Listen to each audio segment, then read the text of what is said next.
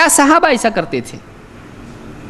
صحابہ نہیں کرتے تھے. معلوم ہوا کہ واقعی ان کو یہ حدیث سے سمجھی نہیں, یا تو ان کا فہم غلط تھا یا پھر اس میں سے وہ نکلتا نہیں جو آپ کے فہم شریف میں آیا ہے. بہت ساری چیزیں, فاتحہ دلیل ہے اس کے لیے. اللہ کے نبی صلی اللہ علیہ وسلم سفر میں تھے, کھانے کے لیے کچھ نہیں تھا. صحابہ آپ صلی اللہ علیہ وسلم کے پاس آئے, پوچھا اللہ کے رسول ہم اپنے اونٹوں کو ذبح کر دیں, کھانے کے لیے کچھ بھی نہیں ہے, اپنی سواریوں کو ذبح کر دیں, اب اور بچا تو کچھ بھی نہیں.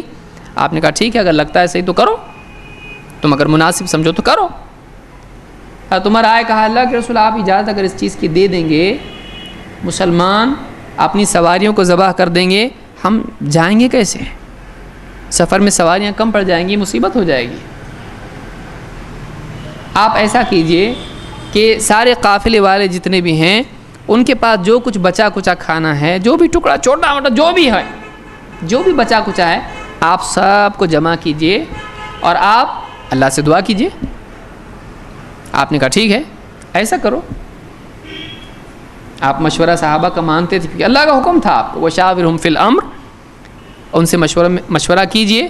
تو صحابہ اگر کوئی رائے دیتے تو آپ صلی اللہ علیہ وسلم یہ نہیں کہتے میں نبی ہوں تم نبی ہو کیا, نہیں, آپ مانتے تھے بات کو. ان کی کوئی بات ایسی ہے جو آپ کو صحیح لگے, آپ اس کو تسلیم کر لیتے تھے.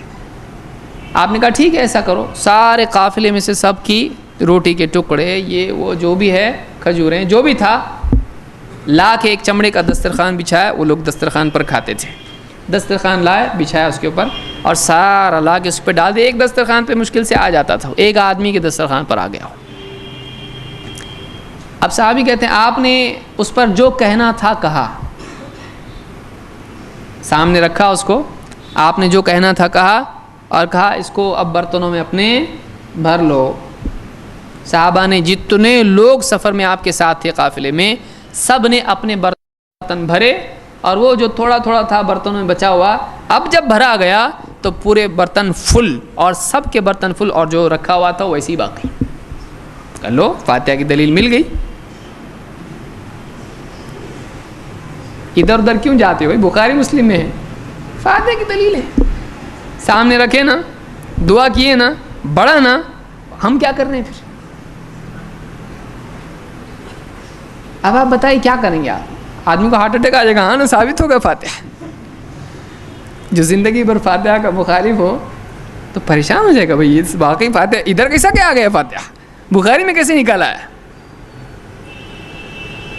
کیا اس میں فاتحہ نکلتا ہے؟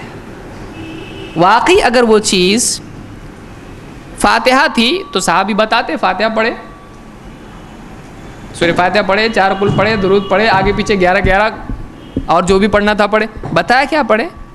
کیا اللہ کے نبی صلی اللہ علیہ وسلم نے جہرن اس کو پڑھا؟ نہیں, آپ نے سرن پڑھا. آپ نے اللہ سے دعا کی, اور آپ نے بتایا نہیں آپ کیا. واقعی اگر وہ عمل امت کے لیے ہوتا تو کیا آپ چھپاتے؟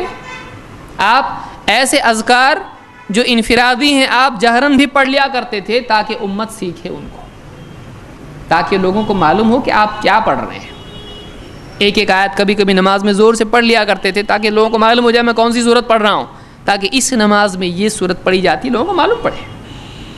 بہت سارے اذکار جو سرن کیے جاتے ہیں آپ کبھی جہرن بھی کر لیتے تھے تاکہ معلوم ہو کہ یہ ایسا یہ پڑھنا ہے. اتنی بڑی چیز, مرگ مردود نہ فاتحہ نہ درود, اتنی امپورٹنٹ چیز کہ جس کے بغیر, جس کو چھوڑ کر آدمی مردود ہو جائے, اللہ کے رسول صلی اللہ علیہ وسلم صحابہ سے چھپا لیں گے.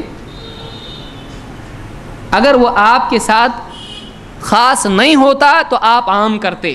جب نبی نے عام نہیں کیا تو معلوم ہوا عام ہے نہیں, خاص ہے.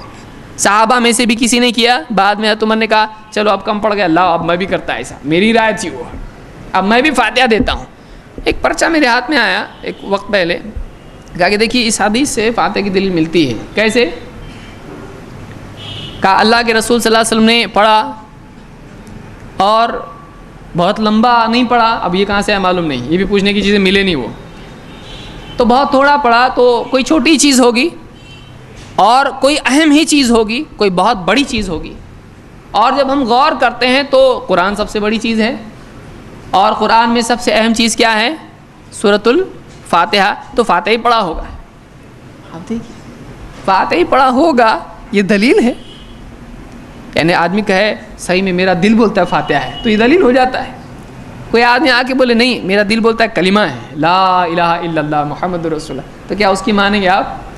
یعنی ایک انسان کا فہم دیکھیے گمراہیاں کہاں سے آتی ہیں. اور بعض اوقات ایسا ہوتا ہے کہ آدمی عمل گھڑ لیتا ہے پھر دلیل ڈھونڈنا شروع کرتا ہے, ایسا بھی ہوتا ہے. پھر ایسا آدمی ڈوبتے کو تنکے کا سہارا کہ اب اس کو اپنی بات ثابت کرنے کہیں سے بھی دلیل لانا شروع کرتا ہے, جو اس میں سے نکلتا نہیں وہ بھی ثابت کرنا شروع کر دیتا ہے. یہ ساری بیماریاں کیوں؟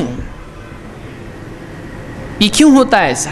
یہ اس لیے ہوتا ہے کہ ایک آدمی دین کو واقعی جیسا سمجھنا چاہیے ویسا نہیں سمجھتا ہے. وہ اپنے فہم کو دین پر حاکم بناتا ہے. جو میں سمجھا وہی دین ہے. قرآن کی آیت یہی ہے, حدیث کا یہی مطلب ہے جو میں سمجھا.